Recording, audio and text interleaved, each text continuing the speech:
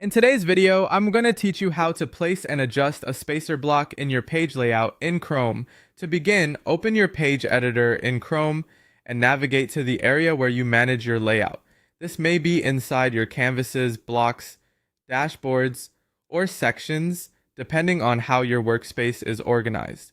The goal here is to get to the editing view where you can actively modify the structure of your page.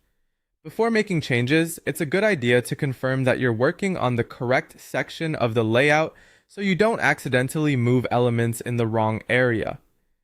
Once you're in the editor, locate the spacer block asset component and add it to your active workspace grid framework.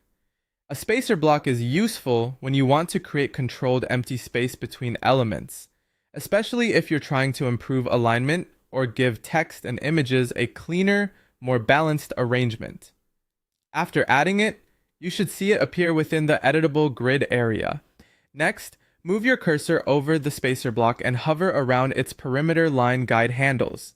These guide handles help show that the block is active and ready to be repositioned.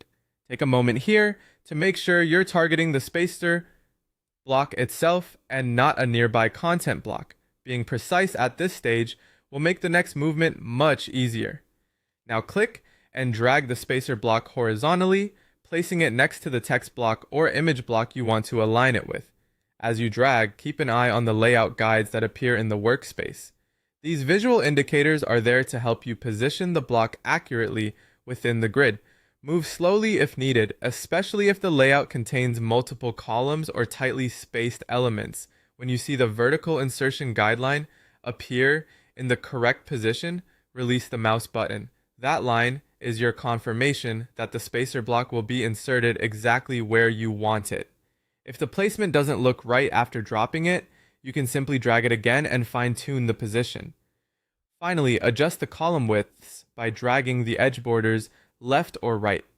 This allows you to control how much space the spacer takes up relative to the surrounding content. Small adjustments can make a big difference, so work gradually until the text, images, and spacing feel visually balanced. Once everything looks aligned and proportioned correctly, your layout should have a cleaner and more polished